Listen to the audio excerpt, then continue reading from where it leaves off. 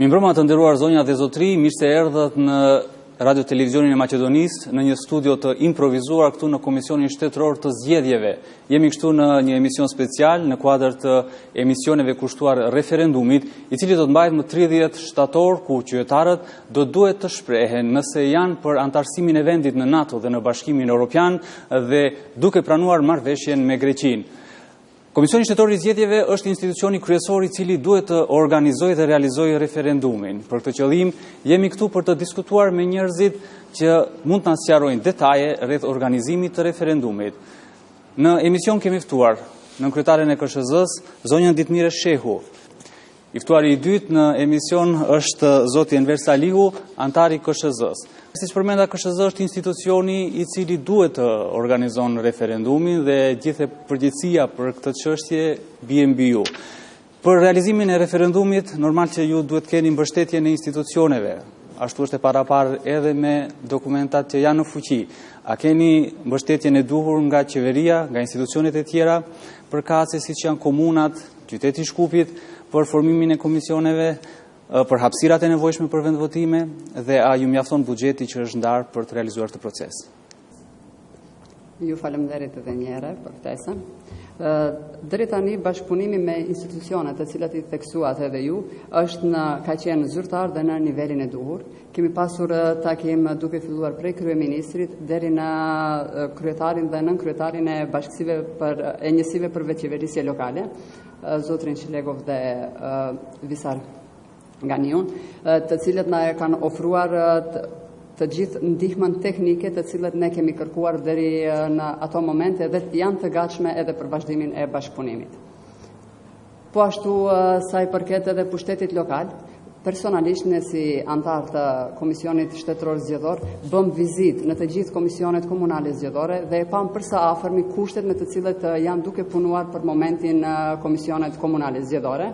Mund të themi se i plotësojnë të gjithë kushtet dhe nevojat të cilat duhen për zhvillimin e një procesi siç është referendumi ligjor dhe demokratik. Përket financave, do me thënë, siç e dini, Ministria për Financa ndajti një buxhet për Komisionin Shtetëror Zgjedhor për zbatimin e referendumit në vlerë prej 210 milion denar. Mirë po, në planin që ne e pregaditëm si Komision Shtetëror Zgjedhor, duke i marrë parasysh të gjithë nevojat që duhet të realizohet procesi, arritëm në një vlerë 169 milion denar, që mendojmë se është buxhet i mjaftueshëm për realizimin e këtij procesi. Zonja Shehu, pas miratimit të kalendarit për punën e KSZ-s, një ndër çështjet fillestare me të cilat u mor KSZ ishte pastrimi i listës zgjedhore. Si rezultoi ky proces? Sa votues kemi në Maqedoni dhe sa jashtë Maqedonisë dhe çfarë ndodhi me të ashtu quajturit votues fiktiv? Është përmbyllur lista e votuesve, siç e dini dhe ju, në mbledhjen e kaluar, dhe gjithsej janë të evidentuar në shifrën 1.806.336 votues, prej cileve në Maqedonia 1.725.000 votues përkohësisht.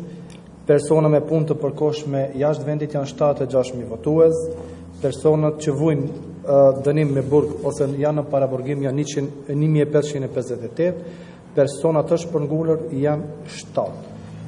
Kur jemi tek votuesit fiktiv, siç e cekët, do të thonë tu bëhet një famë e madhe në opinion se ka votues fiktiv, po sipas neve kjo nuk ekziston, sepse në disa raste është pastruar lista zgjedhore si me kryqëzimin e informatave dhe të dhënave që është bërë më parë, dhe kjo është punë që bëhet në vazhdimsi, pasi që është një punë dinamike lista zgjedhore, në vazhdimsi pastrohet, sepse tu më shumë është problemi tek votuesit ose tek qytetarët të cilat duhet të ngrisin procedurë në Ministrinë e Punëve të Brendshme dhe me atë procedurë mund të fshihet ndonjë votues ose të përmirësohet lista. Do të thonë gjithë problemi është tek votuesit. Ata duhet të ngrisin procedurë. Pa ngritjen e asaj procedure, do të thonë nuk do të mund të pastrohet dikush nga lista zgjedhore. Shpeshherë kontesti kryesor, problemi kryesor paraqitet duket një numër shumë i lartë krahasim me banorët e Maqedonisë. Megjithatë, drejta e votës fiton në bazë të shtetësisë.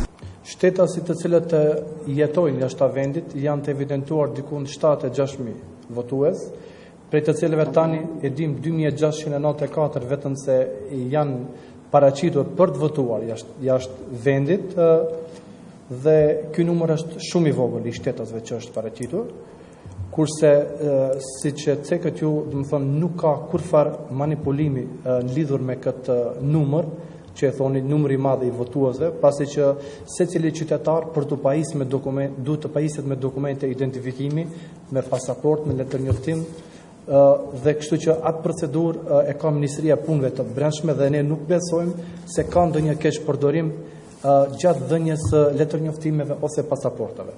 Ne besojmë plotësisht në këtë proces. Të sqaruar opinionin, ka shumë banorë që kanë të njëjtën adresë, të njëjtin vendbanim. Përshkruajnë nga pengesat, pse ndodh kështu? Për të shpjeguar më mirë, më parë kam punuar në kadastër, edhe gjatë legalizimit të objekteve ose gjatë dhënies së adresave kemi pasur shpesh herë se në një adresë jetojnë më shumë persona dhe kjo nuk mundet të jetë një argument se kemi persona fiktiv. Shumica e personave që nuk kanë të rregulluar pronësinë, ndoshta jetojnë me një adresë dhe një numër të asaj adrese. Për atë ne besojmë plotësisht në këtë proces dhe mendojmë se lista zgjedhore është ajo çka është, ndoshta për qytetarët duhet të paraqesen më shumë vetë ata këto raste, të denoncojnë nëse dikush nuk banon atë adresë, që Ministria e Punëve të Brendshme të bëj fshirjen apo ndryshimin e ndonjë. Këtu desha veç të kyqem, do me thënë edhe disa herë është përmend nga ana jon, lista ideale nuk është, mirë po votues fiktiv nuk ka. Problemet rrjedhin duke nisur, siç tha edhe kolegu, prej objekte të cilat në fillim nuk kanë pas status juridik të rregulluar.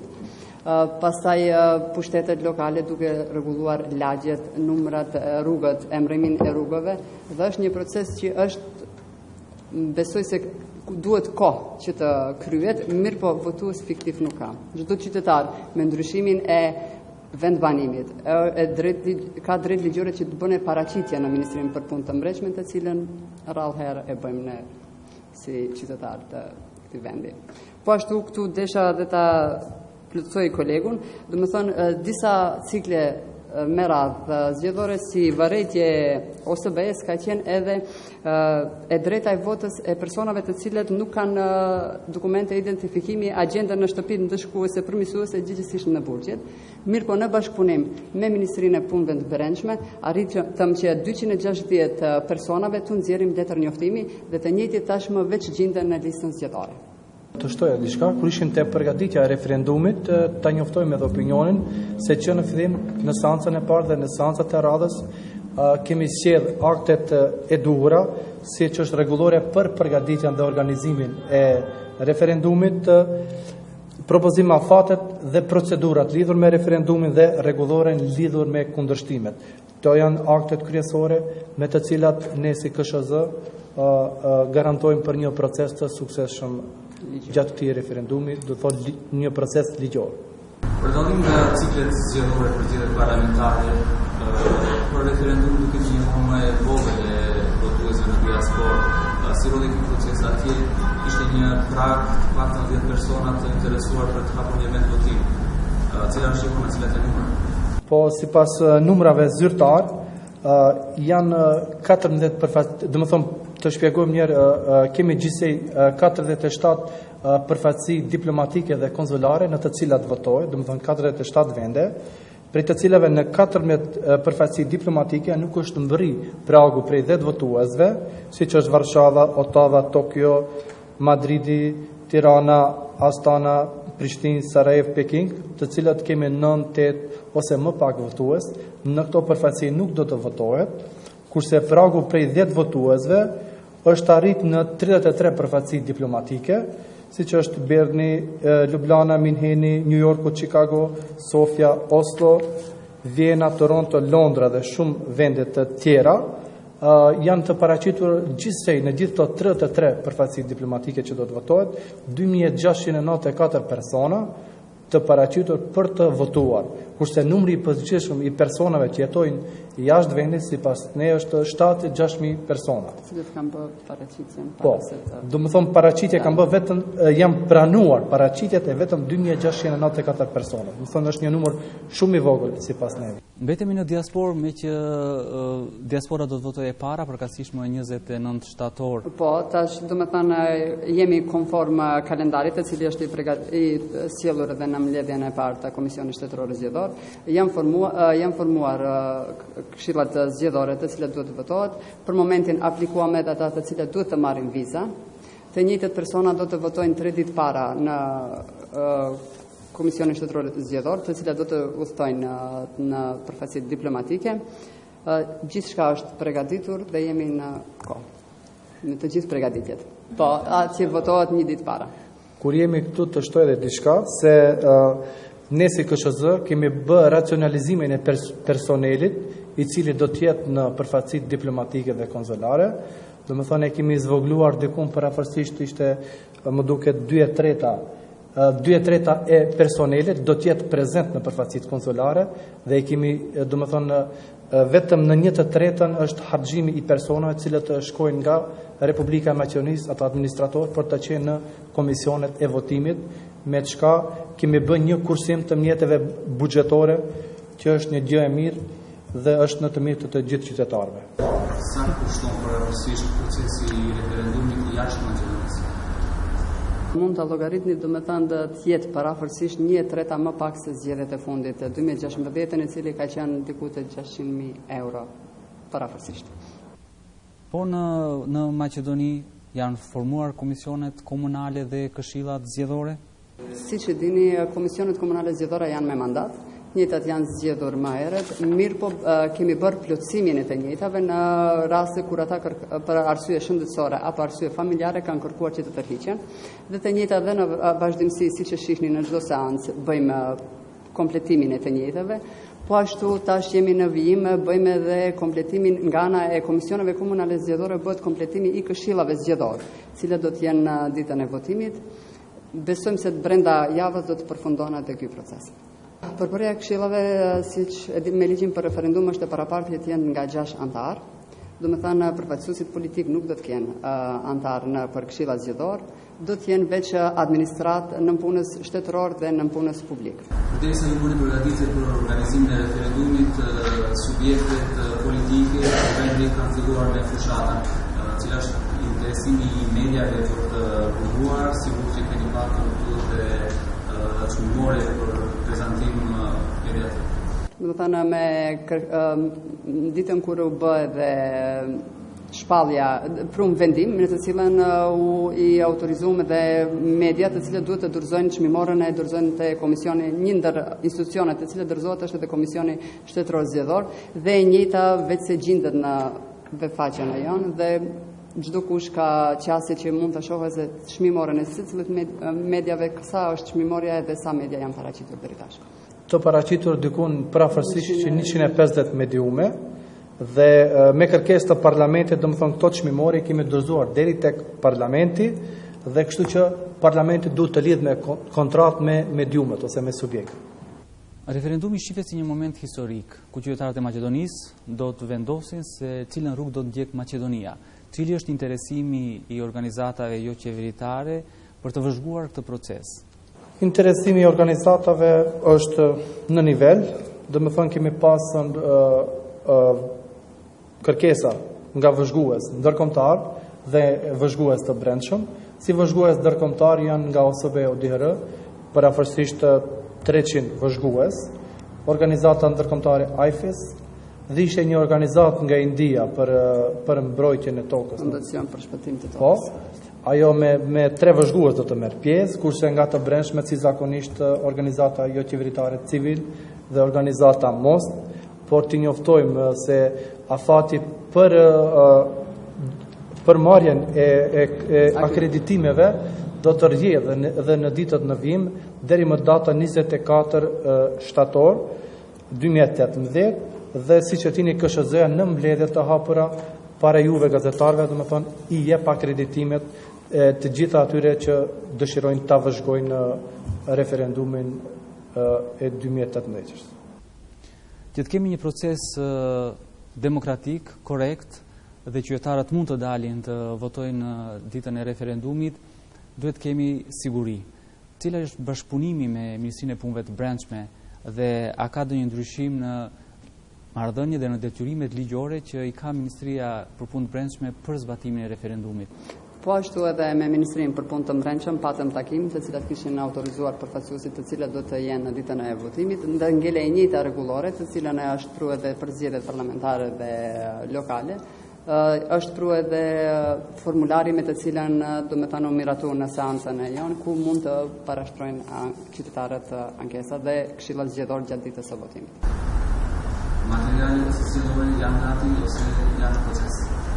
Siç e dini, furnizimet rrjedhin janë në proces, jemi ka fundi për të gjithë materialet zgjedhore dhe besoj se do të shkone në bazë të kalendarit të cilin e kemi parapar dhe 72 orë para se të fillojë procesi do të dorëzohen në komisionet komunale zgjedhore, cilat një ditë para do t'i dorëzojnë te këshillat zgjedhore. Kur jemi tek furnizimet publike, ta shtoj edhe këtë, deshta ta themi në fillim, ne si Komision Shtetëror Zgjedhor kemi heqë dorë nga të gjitha furnizimet publike, të cilat janë bërë më herët, dhe kemi heqë dorë edhe nga bonuset dhe të gjitha privilegjet dhe të gjitha reprezentacionet, dhe me thonë. Dhe kjo është një shprehje vullneti të mirë nga ana jonë për kushtimin e mjeteve buxhetore. Deri tani çdo gjë shkon pas të asaj çfarë kemi planifikuar dhe çka është edhe në rregulloren apo edhe në kalendarin e aktiviteteve tona dhe besojmë se jemi të gatshëm të kryejmë një proces më së pari ligjor dhe demokratik. Ka qenë praktik deri tani që KSZ-ja të njoftoj opinionin për jehonën dhe parregullsitë e mundshme gjatë procesit të votimit, cila duhet transparenca e KSZ-s ditën e votimit. Sa herë do të paraqiteni në preskonferenca për të njoftuar për jehonën, e cila duhet të jetë domosdoshme për të arritur cenzusin prej 50% plus 1. Si vjet pasi bëhet fjalë për referendum, domethënë Komisioni Shtetëror Zgjedhor për të dhënat për daljen e jehonës së votuesve, ditën e referendumit e kemi si risi nuk do të jetë 3 herë, si ka qenë më së paku 3 herë zgjedhje procese tjera, por do të jetë 6 herë. Dhe atë në ora 9, 11, 13, 15, 17 dhe në ora 18:30 minuta. Do me thënë, ashtu siç do t'i marrim edhe ne prej komisionave komunale zgjedhore, të cilat gjithashtu në ato komisione komunale, në ato komuna ku kemi numër më të madh të vendvotimeve, do të kenë përforcim si vjet nga 2 prej entit statistikor, nga 2 trupa ndihmës të komisioneve komunale dhe besojmë se ashtu siç i marrim edhe ne, ashtu edhe do t'i transportojmë drejt për drejt dhe transparent. Porosi për trupat të KSZ-s po edhe për votuesit?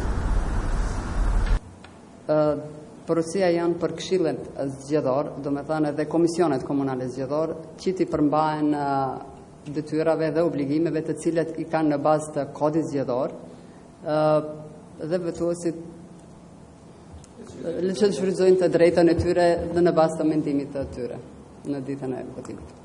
Dhe shpresojmë për një proces të qetë dhe demokratik.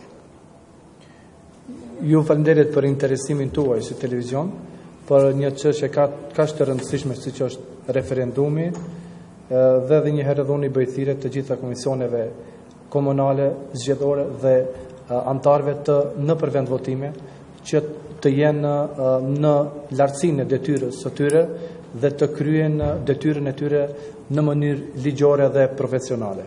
Zoti Fyre, falenderoj që ishit pjesë e emisionit tonë, uroj që e dita e referendumit të jetë ashtu siç e keni emrin, një ditë mirë. Falenderoj edhe zoti Fyre. Ju të nderuar shikues, falenderoj që ndatë kohë na ndiqni. Ju bëj ftesë që të shfrytëzoni të drejtën tuaj ligjore, të dini të votoni sipas bindjes tuaj. Deri në një emision tjetër, mirupafshim.